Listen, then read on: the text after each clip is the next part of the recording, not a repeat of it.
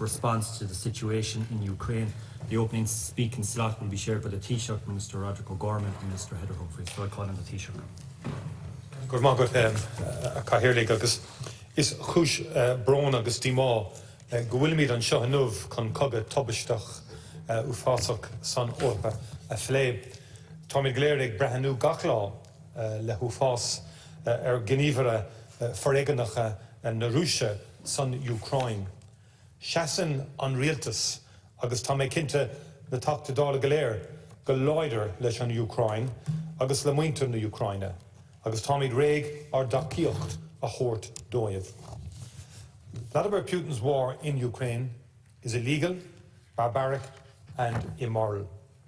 Russia must halt its military action and withdraw from Ukraine immediately and unconditionally. With our partners in the international community, we are resolute in our solidarity and support for Ukraine.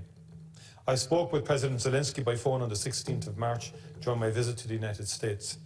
I found him to be calm, focused and determined. I assured him of Ireland's support for Ukraine. He expressed his gratitude to the government and people of Ireland for their support, including in welcoming those fleeing the war, for our support for Ukraine's application for European Union membership, and for our support for the severest sanctions against Russia. I welcome that President Zelensky has accepted the Concorda's invitation to address this House next month. I attended a meeting of the European Council in Brussels last Thursday and Friday, where European Union leaders again discussed Russia's aggression against Ukraine. We heard directly by video call from President Zelensky, and he set out the desperate circumstances facing Ukraine 1 month to the day since the brutal invasion began. He called for the European Union to continue to exercise the maximum pressure on Russia to end its appalling war. We were also joined in person by President Biden for an exchange of views on how the European Union and the United States can work collectively and in closer step to bring this war to a just end. This was the third meeting of European Union leaders within a month since Russia's illegal war on Ukraine. We met in a special session of the European Council on the 24th of February and at an informal meeting in Versailles on the 10th and 11th of March. Determination and unity of purpose has characterised the European Union's approach, and that will remain essential in responding to Russia and the crisis it has caused. Ireland has been to the forefront of the European Union in calling for the most robust response to Russia's appalling violence in Ukraine, including additional sanctions. We have fully supported the sanctions packages agreed to date and are actively engaged with partners in looking at what further measures can be taken. Ireland has contributed in full to the European Peace Facility's €1 billion military assistance package for Ukraine. Ireland's total share will be €22 million, which will go towards non-lethal elements, consistent with our involvement in the EPF. Among other supports, the government has allocated €20 million in humanitarian aid, as well as providing medical supplies to Ukraine. We've launched a new dedicated Ukraine Civil Society Fund of €2 million, specifically to support Irish NGOs responding to the crisis. In recent weeks, over 3.5 million people, mainly women and children, have arrived in the European Union. The Union has reacted swiftly in response to this humanitarian catastrophe. Member States, including Ireland, unanimously activated the Temporary Protection Directive to offer immediate and effective assistance and clear legal status to those fleeing Ukraine. The Commission has mobilised financial support through the European Union budget, building on the wide range of assistance already available under the Civil Protection Mechanism, the Cohesion Policy and the Home Affairs Funds. As a member of the United Nations Security Council, Ireland has coordinated efforts to try to end this conflict through diplomatic means, to hold Russia to account and to call out Russia's cynical attempts to use the Council and other UN bodies to spread disinformation about supposed Ukrainian bioweapons programs. The Russian invasion of Ukraine is putting pressure on global food and nutrition security, and the worst impacts will be felt by the poorest countries, as well as those who rely on imports for their food security. Addressing global food and nutrition security is a long-standing priority for Ireland. The European Union is now prioritising work on global food security, in particular by supporting food security and agriculture in Ukraine and food deficit third countries. The war and the implementation by the EU and Ireland of far-reaching sanctions against Russia is having and will continue to have an impact across all economies, including Ireland's. Global economic growth and investment will be impacted, and this too will affect Ireland. Ireland is playing its part in this humanitarian crisis, and the cost of providing for the reception of refugees arriving from Ukraine would be very significant. It is, however, a cost we must bear. The invasion of Ukraine has exacerbated the inflationary pressures the global economy was already experiencing as a result of supply chain disruptions brought about by COVID-19.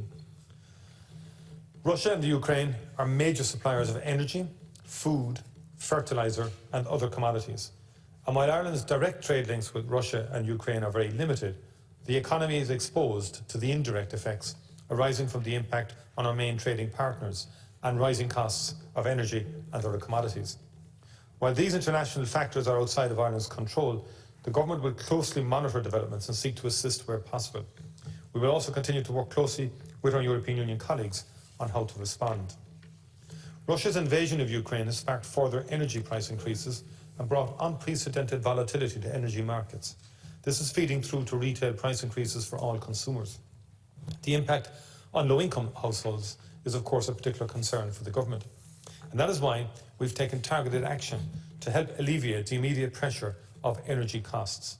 The electricity credit of €200 will soon be paid to all consumers' accounts at an overall cost of €400 million.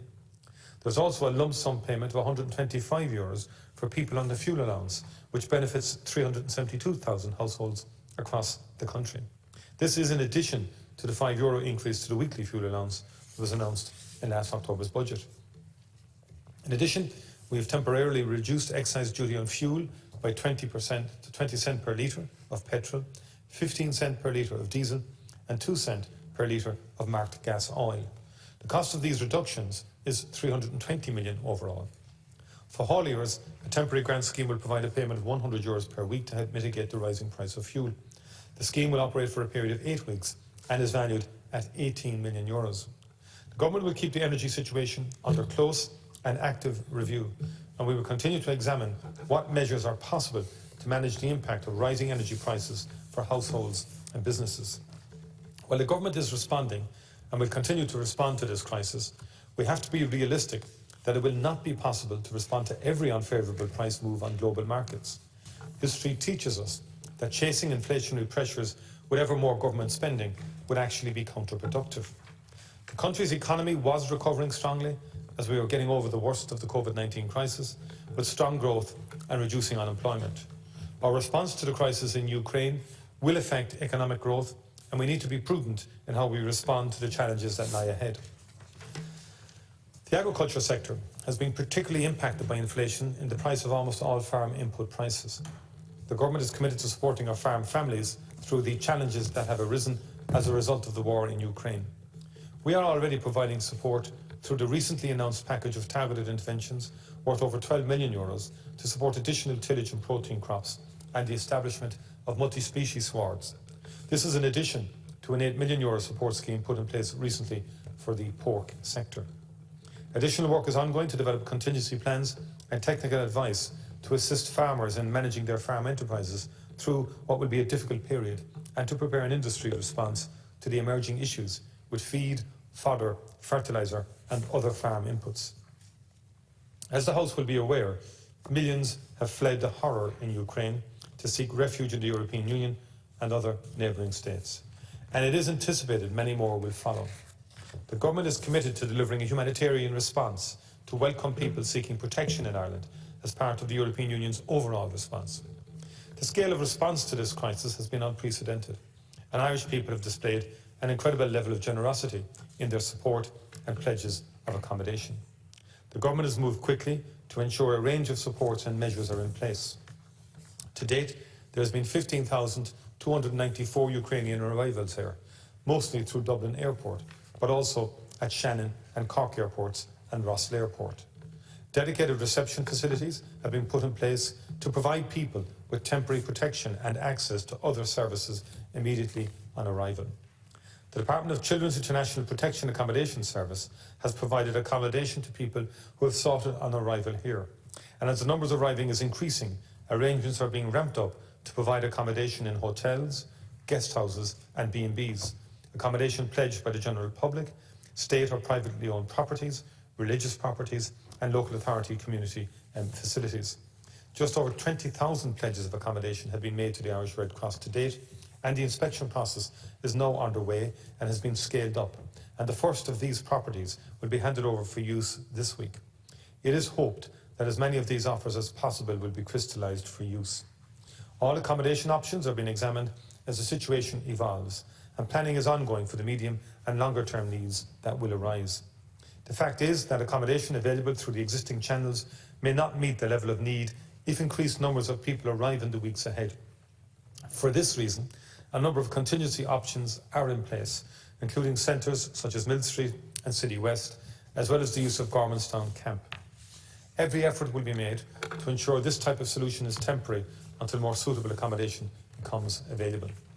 Other departments have also stepped up crisis response to give immediate support to people arriving here, providing access to PPSN numbers, income and other financial supports, health and social care services and education. The government is also working to ensure that local capacity and resources are factored into the overall humanitarian response. Local community and voluntary groups around the country have been mobilising in recent weeks to welcome people into their communities. As the new arrivals begin to settle in, community response forums will provide enhanced local level coordination for the community and voluntary response in their area. This will build on the structures and relationships which were highly effective during the early months of the COVID-19 pandemic. I would like to thank all the people who have opened their hearts and in many cases their homes to people from Ukraine to provide shelter. It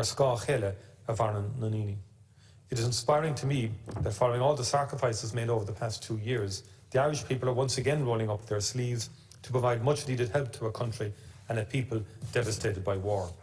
I repeat that Ireland will stand in solidarity with Ukraine and the Ukrainian people in the face of the brutal war being inflicted upon them by Russia. As a country, we have never been found wanting in times of crisis, and I am certain we will rise to the challenge of this humanitarian crisis. Thank you.